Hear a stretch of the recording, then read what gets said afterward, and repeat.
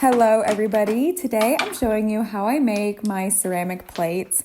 I've experimented with so many different plate styles ranging from hand-built to wheel-thrown, and after so many different variations, I have finally settled on this design that I'm showing you today. As always, I start off by measuring out my clay. I use 4 pounds of clay for my 10-inch dinner plates, and I use 2¼ pounds of clay for my 8-inch breakfast/side plates. Since this clay is straight out of the bag, I just give it a little wedge to make it a little more workable and to help pat it into a ball shape. I always throw my plates on bats. I never throw them straight on the wheel because throwing them on bats is one of the crucial steps so that my plates don't warp. So I'm going to be throwing the dinner plate right now. I'm centering my clay and coating it up and down to give it a little extra wedge and align the clay particles.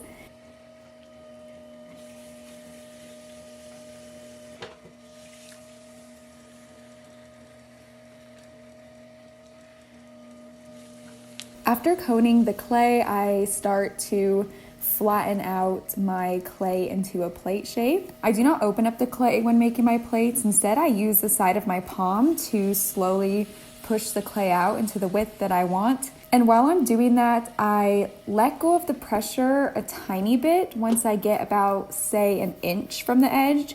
That way I leave a little extra clay to be able to pull out the rim. I'm making my plates with a very flat, sleek profile, so I'm not doing a very exaggerated rim.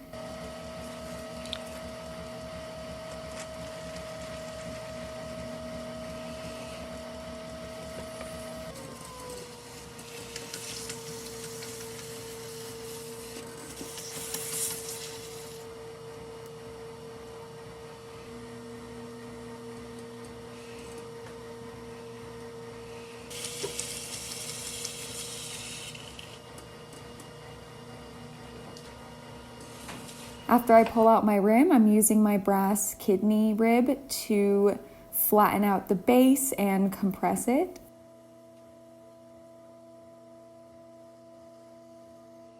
After using the rib to compress and get off most of the slip, I do a final smooth over with my Mud Tools orange sponge.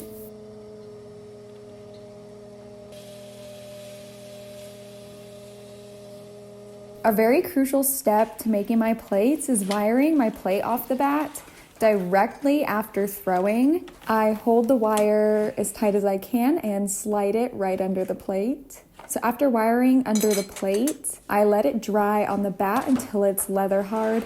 It's usually about a day or so until I can trim. So after about a day or so, I can take the plate off the bat. I will only remove it if it very easily pops right off. The plate should not be sticking and not be bending at all. If it is, then I leave it to dry longer.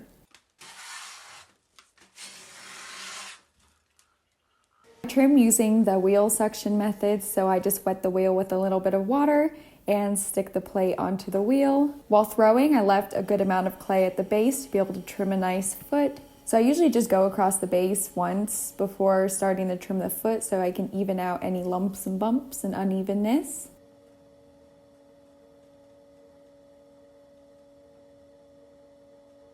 I use my ruler to mark out where my foot is going to be, and I also started adding a little circle of clay to the middle to be able to put my maker's mark while also glazing the bottom at the same time.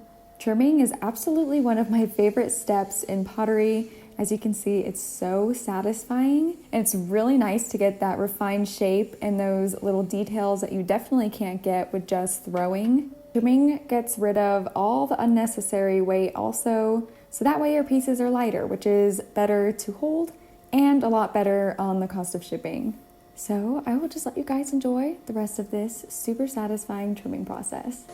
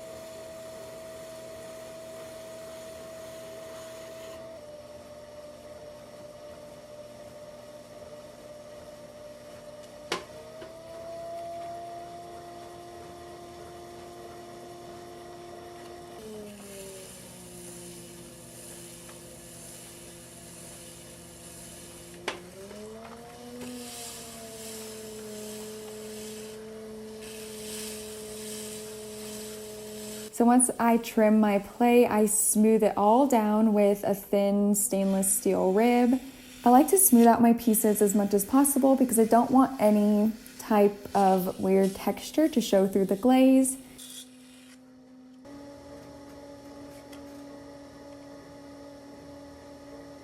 Then I finish the smoothing off with my Mud Tools orange sponge to get anywhere that my rib couldn't reach.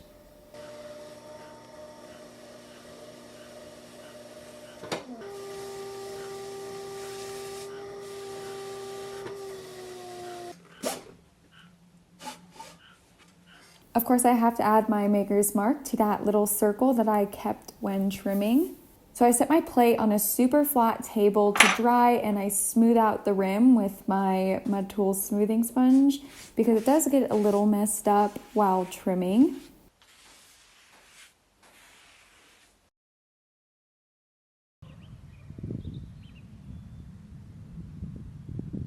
So it's been a few weeks and everything has been bone dry for quite a while, and now it's finally time to bisque fire. I bisque fire all my pieces to cone 04, and I stack my plates in the kiln to where their foot rings are lining up on top of each other. That way it avoids any warping or cracking when firing.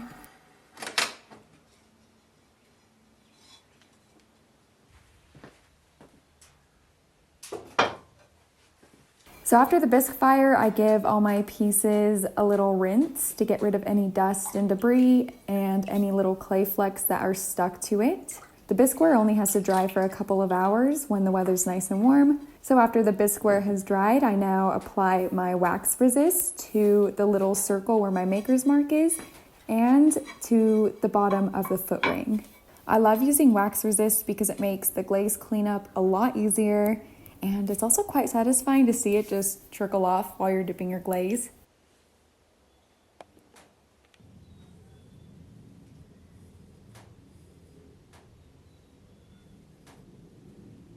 So after I wax the bisqueware, I let that dry for a whole day before glazing. So it's the next day and it's time to glaze, and I've decided to glaze this set of plates in my homemade satin yellow glaze. I've been working on a lot of new glaze colors, and this is one of my many new glaze colors that I've developed over the past few months.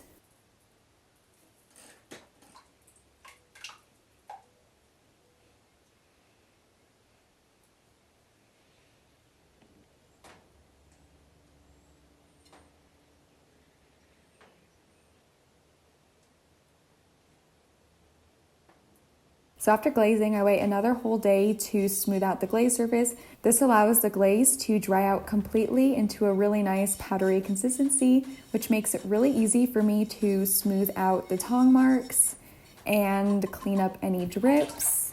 After I smooth out the plate, I just sponge off any extra glaze that's stuck to the foot ring or the maker mark.